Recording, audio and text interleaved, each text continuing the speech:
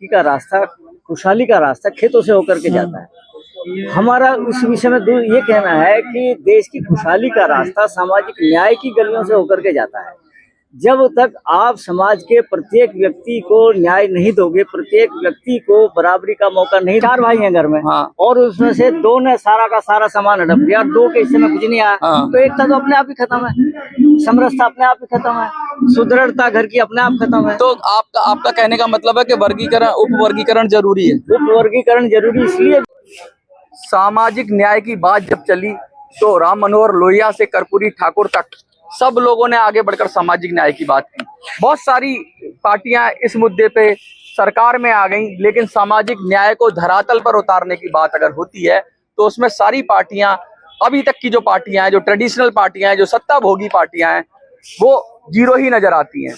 जातिगत जनगणना की बात हो, रोहिणी आयोग की बात हो, अति पिछड़ों के उत्थान की बात हो, और यहाँ तक सरकारी नौकरियों में भागीदारी तो छोड़ दो, समाज के अंदर आर्थिक स्तर पर मजबूत करने की बात हो, तो सारी सरकारें फेल ही हैं। लेकिन अब एक नई पार्टी आई है, न्याय पार्टी। पार्टी तो नई नहीं है, मुद्दा बहुत पुराना है, मुद्दा भी पुराना है, पार्टी भी पुरानी है, लेकिन जो न्याय की बात कर रहे हैं, जो लगातार मुद्दों की बात कर रहे हैं और बड़ी तत्परता से उन मुद्दों को अपने, जो कहते हैं अपने घोषणा पत्र कह लो या अपने एजेंडा कह लो, उसमें प्रमुखता से उन्होंने उसको महत्व दिया है। बाकी पार्टियां और मुद्दों को महत्व देती हैं, लेकिन सामाजिक न्याय के मुद्दे को इतने महत्वपूर्ण तरीके से उठाने वाली पार्टी है, और उसी पार्टी के राष्ट्रीय अध्यक्ष हमारे साथ हैं।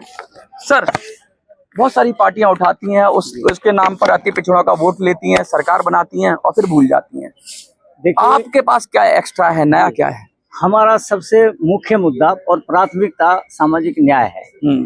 और बहुत से पार्टियों के लिए, जो ट्रेडिशनल पार्टियां हैं या पुरानी पार्टियां हैं, उनके लिए बहुत सारे मुद्दे हो सकते हैं। उनके पास चुनाव जीतने के तमाम मुद्दे हो सकते हैं। किसी के पास मंदिर है, किसी के पास मस्जिद है, किसी के पास मतलब धर्म। हम उनके गहराइयों में नहीं जाना चाहते, हम केवल अपने मुद्दे की बात करते हैं। सामाजिक न्याय इस देश के लिए उतना ही जरूरी है जितना किसी भी इंसान के लिए रोटी खाना, भूख मिटाना। सामाजिक न्याय के बिना देश की जो खुशहाली है उसका रास्ता आगे नहीं बढ़ सकता। जिस तरह चौधरी चरण सिंह ने कहा था कि हमारी तरक्की का रास्ता, खुशहाली का रास्ता खेतों से होकर के जाता है। हमारा इस विषय में ये कहना है कि देश की खुशहाली का रास्ता सामाजिक न्याय की गलियों से होकर के जाता है। जब तक आप समाज के प्रत्येक व्यक्ति को न्याय नहीं दोगे, प्रत्येक व्यक्ति को बराबरी का मौका नहीं दोगे, प्रत्येक व्यक्ति को शैक्षिक और सामाजिक स्तर पर सम्मान नहीं दोगे, उसके अपलिफ्टमेंट की बात नहीं करोगे, तो कुछ लोगों के मजबूत होने से या कुछ लोगों के संपन्न होने से, कुछ लोगों के खुशहाल होने से देश खुशहाल नहीं हो जाता। दुनिया में 2 तरह की विचारधाराएं मोस्टली हैं।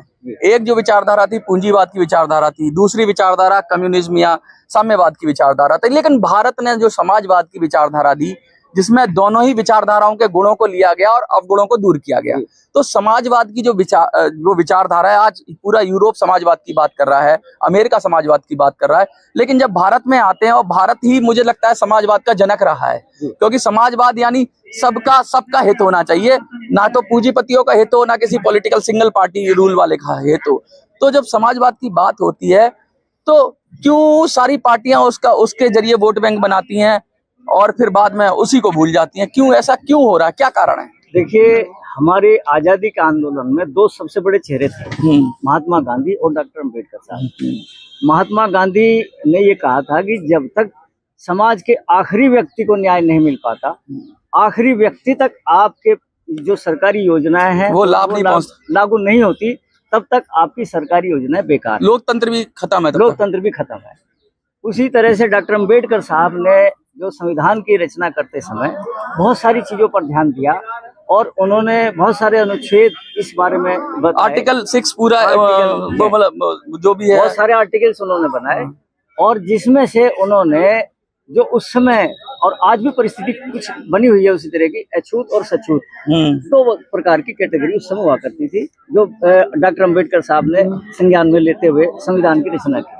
उन्होंने अछूत वर्ग को ध्यान में रखते हुए कुछ नियम लागू करवाए, और उसी समय सन 1950 में जब संविधान लागू हुआ, उन्होंने उनकी व्यवस्था उसी समय कर दी थी। तो इसीलिए उन्हें जो है सभी निकायों में रिजर्वेशन मिले, रिजर्वेशन का लाभ, लेकिन पिछड़े रह ही गए पिछड़े। लेकिन पिछड़े वर्ग को उस समय वो केवल एक अनुच्छेद 340 का प्रोविजन कर गए थे और उसमें उन्होंने लिखा था, नींव की ईंट तो लगाई गई थी, नींव की ईंट लगा गए थे। उसमें उन्होंने कहा था कि धारा 300 अनुच्छेद 340 में उन्होंने साफ लिखा था कि राष्ट्रपति महोदय को यह अधिकार दिया जाता है कि वो पिछड़े वर्ग से, मतलब जो शैक्षणिक और जो सामाजिक स्तर पर पिछड़े हुए लोग हैं उनके बारे में आयोग बैठाएं, अध्ययन कराएं उनका, और आयोग जो रिपोर्ट दे उस पर जो है सम्यक विचार उपरांत के बाद वो उस पर विचार। मंडल आयोग आया, काका कालेलकर की बहुत सारी रिपोर्ट आई। रोहिणी अभी रोहिणी आयोग का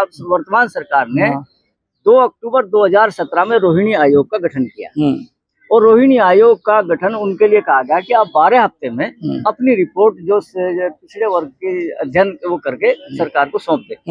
लेकिन वो चूंकि 3-4 हजार जातियां हैं हमारे यहाँ। अच्छा, इसमें एक सवाल फिर आप बहुत अच्छा बोल रहे हैं, इसी रिदम में रहिए आप।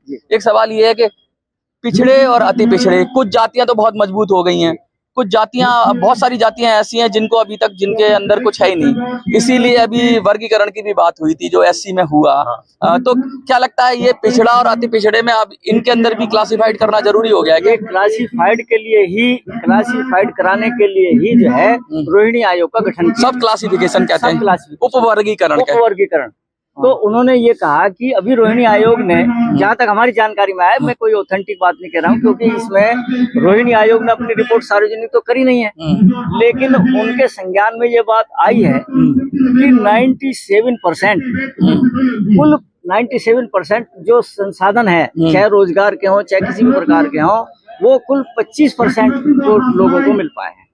मतलब इसमें भी एक अलग तरह की, जैसे आप कहो कि चाहे वो एससी में हो चाहे ओबीसी में हो, एक अलग तरह की सवर्ण तैयार हो गए हैं, कुछ जातियां बहुत मजबूत हो गई हैं, कुछ अलग लेयर तैयार हो गई हैं, जो कि आरक्षण का लाभ जो है वही चला जा रहा है, उन्हीं के हिस्से में जा रहा है। अच्छा, तो इसीलिए हम भी बार बार ये तो इससे क्या लगता है कि बटेगा नहीं वोट बैंक? बहुत सारे लोग कहते हैं कि भाई ओबीसी तो ओबीसी होता है, उसमें अति पिछड़ा पिछड़ा करोगे, कहते हैं दलित तो दलित होता है, उसके अंदर महादलित करोगे, इस तरह से करोगे तो ये इनकी एकता चली जाएगी। संविधान की भी बात करते हैं लोग। एकता तब जाएगी जबकि आप 4 भाइयों में से 2 को वंचित रखोगे। अच्छा, ये भी गहरा पॉइंट है। हाँ, यदि मान लो 4 भाई हैं घर में, और उसमें से 2 ने सारा का सारा सामान हड़प दिया और 2 के हिस्से में कुछ नहीं आया, तो एकता तो अपने आप ही खत्म है, समरसता अपने आप ही खत्म है, सुदृढ़ता घर की अपने आप खत्म है। तो आपका कहने का मतलब है कि वर्गीकरण, उपवर्गीकरण जरूरी है। उपवर्गीकरण जरूरी इसलिए भी है कि सभी को न्याय मिले, सभी को उनका प्रॉपर हिस्सा मिले। यही आपकी पार्टी कहती है? यही हमारी पार्टी कहती है। बहुत गहरी बात कहती है। हमने ये कहा है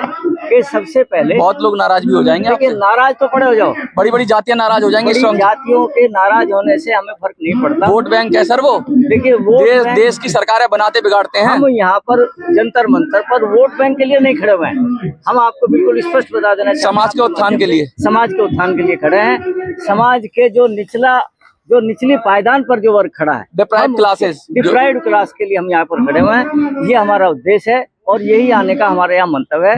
हम चाहते हैं कि रोहिणी आयोग ने जो सुनने में आया है कि 4 जगह शायद उन्होंने कैटेगराइजेशन किया है, सब कैटेगराइजेशन किया है, तो अपना सार्वजनिक करें, उस पर चर्चा हो, हम तक भी बात पहुंचे, हमें भी अपना उस पर सुझाव देने का या उसका मंथन करने का मौका मिले और सरकार जल्दी से जल्दी उस चीज को लागू करे और जो वर्तमान में आरक्षण जो 27% है उसे 100% की लिमिट तक बढ़ाया जाए। कहते हैं कि 85% लोग इस देश के अंदर अभी भी अपनी शक्ति को ढूंढ रहे हैं, अपने अधिकार को, हक और अधिकार के लिए संघर्ष कर रहे हैं, और वो हर समाज में है और हर वर्ग में है। समाज तो नहीं कहूंगा, वर्ग में 4 वर्ग बनाए। जनरल है, जिसको जनरल को तो मिल ही गया, अभी कहते हैं कि उनको तो आर्थिक आधार पर मिल गया, लेकिन ओबीसी है, एससी है, वहां भी बहुत अभी अंतर्द्वंद है। इस पे बड़ा मंथन चल रहा है, बहुत सारी चर्चा होने की इस पे जरूरत है। रोहिणी आयोग जैसे बना, सर ने बताया कि उसके जरिए बहुत ज्यादा अति पिछड़ों के बारे में बताया गया कि किस तरह उनकी दयनीय हालात है। तो इन सबको मद्देनजर रखते हुए क्या फिर आरक्षण के ऊपर फिर से और उसका क्या बढ़ाया जाना चाहिए, स्कोप बढ़ाया जाना चाहिए जिससे ज्यादा से ज्यादा लोगों तक पहुंचे? क्या आरक्षण का जो बंटवारा है, जो आरक्षण के अंदर जो शक्ति का बंटवारा है या जो मिलता है वो उसका उस बंटवारे के लिए फिर से उपवर्गीकरण होना चाहिए, सब क्लासिफिकेशन जैसे कहते हैं।